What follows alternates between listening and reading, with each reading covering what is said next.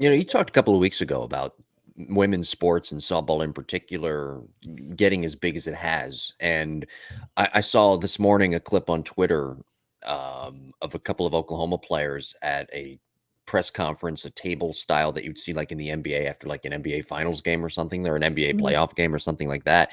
And just the little things like that with multiple girls at that press table getting interviewed by and those post game interviews by the media. And to your point too, from a few weeks back, talking about women's sports and softball, I saw last weekend, I think it was the women's college, one of the championship games was on ABC. It was on actual cable television, which you would think 10 years ago, that was somewhat unheard of. And maybe it was on ABC 10 years ago, but 20 years ago, it certainly was unheard of. And now women's sports has certainly been able to canvas multiple platforms with all of their sports, not just softball. So it's pretty cool to see.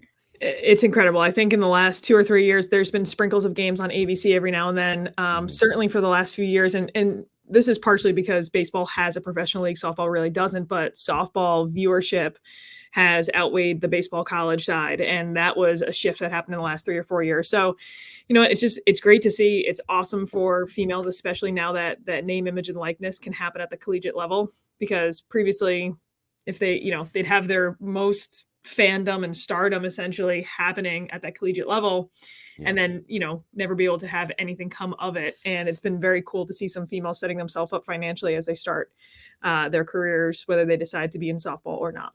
Yeah, and congratulations to all the girls who picked up some postseason accolades. Montana Fouts was, of course, one of those people. She picked what it was I forget what it was, because Pat Murphy posted on his Instagram story a congratulatory post She to was Montana. I forget what it NSCA was. All-American, and then That's she what it was was. also academic All-American. Yeah, yeah. So But yeah, congratulations to her. postseason time is cool. I'm sad because it's over.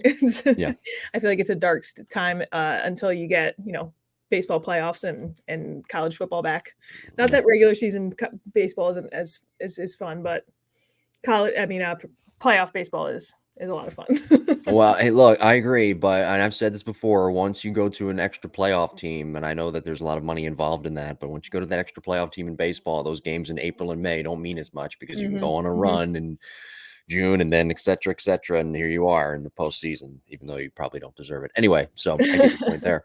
College football, right around the corner. I was reading something about Nick Saban earlier this week about his work schedule and how his coaches work pretty much 7 days a week all year around because they have so much that now with the new technology and social media and all these recruiting services and the likeness and image for these players that they have to present those certain opportunities now to those players. And the coaches have to work 7 days a week. They work almost every week of the year, 7 days a week, which is incredible. The role of a college coach has changed, certainly dramatically, I would think, in all sports with all the new stuff that's involved It now in is the hard. NCAA. It is so hard. I look at my coaches and I'm so thankful for them, but it is so hard.